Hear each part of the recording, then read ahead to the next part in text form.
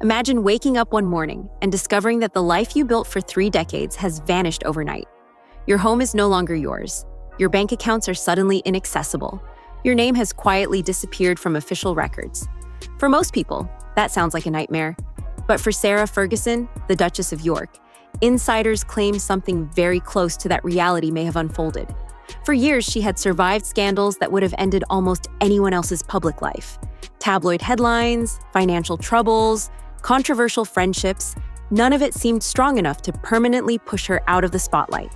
She always bounced back. But this time, something was different.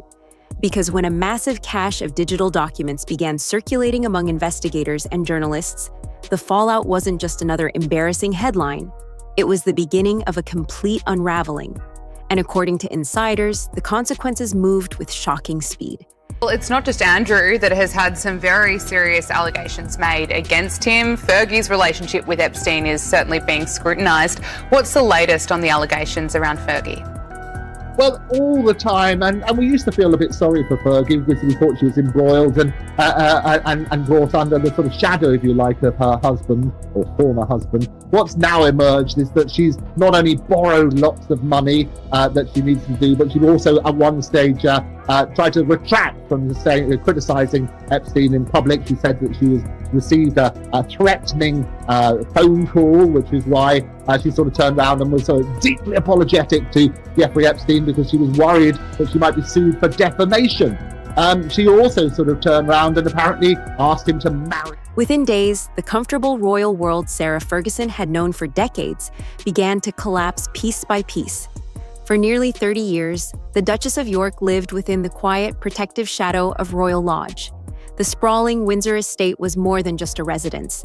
It was a symbol of stability, a fortress that shielded her from the relentless storms of media attention. Inside its walls were private gardens, security teams, and the kind of privacy few people on Earth ever experience.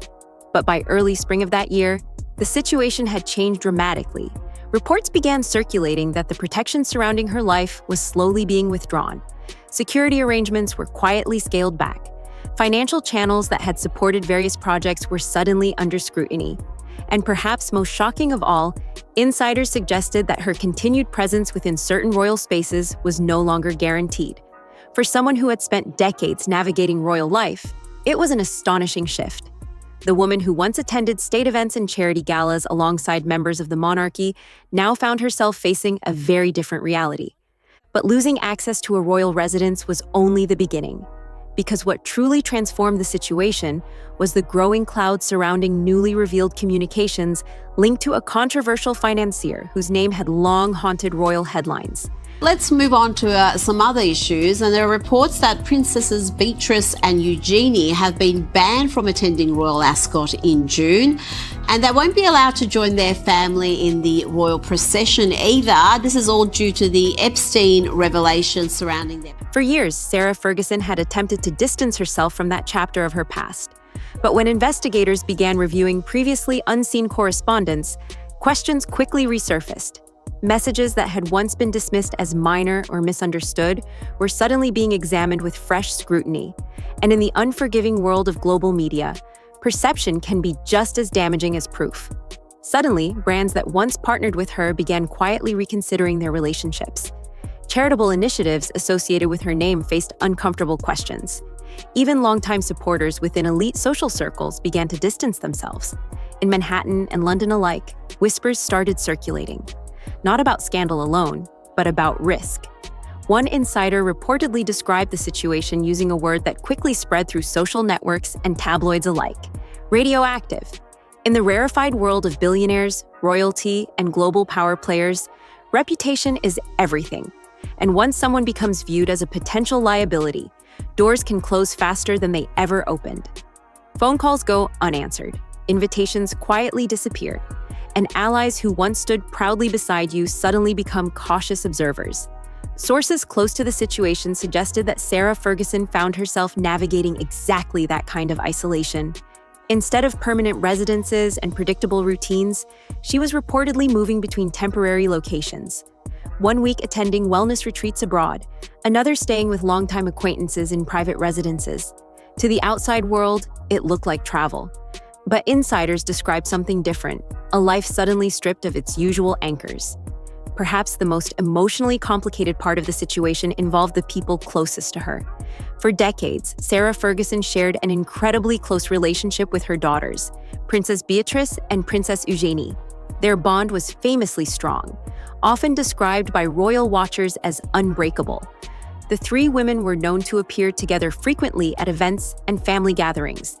They even had a nickname among friends, the tripod.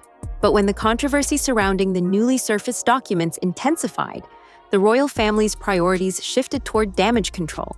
And within the modern monarchy, reputation management is taken extremely seriously. According to palace insiders, careful decisions were being made about public appearances, associations, and photographs, not because of personal feelings, but because of optics.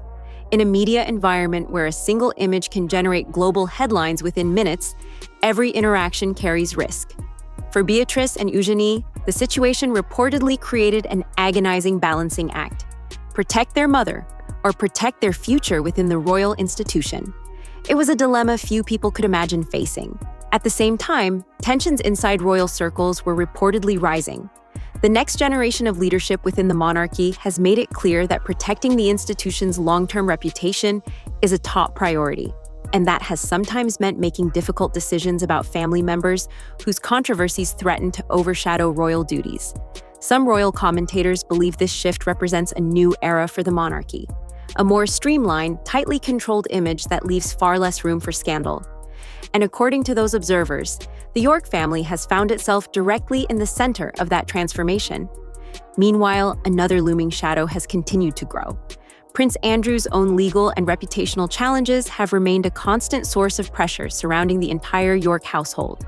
Each new investigation, each resurfacing headline, has kept public attention focused on the same troubling questions. For Sarah Ferguson, who has long stood by Andrew despite intense criticism, the situation has become deeply intertwined with her own public perception.